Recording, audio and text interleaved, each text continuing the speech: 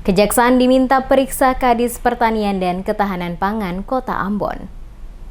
Wakil Ketua Komisi 3 DPRD Kota Ambon Gunawan Mohtar meminta Kejaksaan untuk melakukan pemeriksaan terhadap Kepala Dinas Pertanian dan Ketahanan Pangan Kota Ambon yang hingga saat ini belum memfungsikan rumah potong hewan atau RPH Waiheru. Menurutnya Kepala Dinas Pertanian dan Ketahanan Pangan Kota Ambon Joni Aritupan telah beberapa kali berjanji untuk segera mengaktifkan RPH Waiheru. Namun hingga saat ini belum juga terrealisasi. Sementara anggaran yang digunakan telah mencapai 5 miliar rupiah lebih. Dikatakannya berbagai alasan yang dikemukakan saat mengadakan rapat bersama Komisi 3 DPRD Kota Ambon, bahwa saat ini sementara disiapkan mobil box untuk sarana transportasi angkutan daging dari RPH Waiheru ke sejumlah pasar dalam Kota Ambon. Namun hingga Mei 2020 belum juga terrealisasi janji tersebut. Oleh karena itu, selaku wakil rakyat di DPRD Kota Ambon, dirinya meminta Kejaksaan untuk segera memeriksa Kepala Dinas Pertanian dan Ketahanan Pangan Kota Ambon menyangkut persoalan pembangunan RPH di Desa Waiheru yang hingga saat ini belum difungsikan. Sementara anggaran yang telah digunakan telah mencapai 5 miliar rupiah lebih. Menurutnya alasan yang dikemukakan yakni belum selesainya renovasi mobil box dinilai tidak rasional karena hari ini terus menjadi alasan yang dikemukakan saat pertemuan bersama Komisi 3 DPRD Kota Ambon.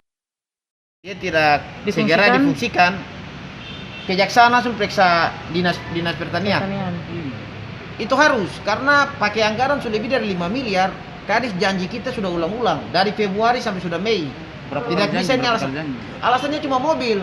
Lalu bagaimana Pak? Mobil box. Dirubah jadi anggaran berapa? mobil. Anggarannya beta sih tahu anggaran, kalau tahu beta sumbala dia.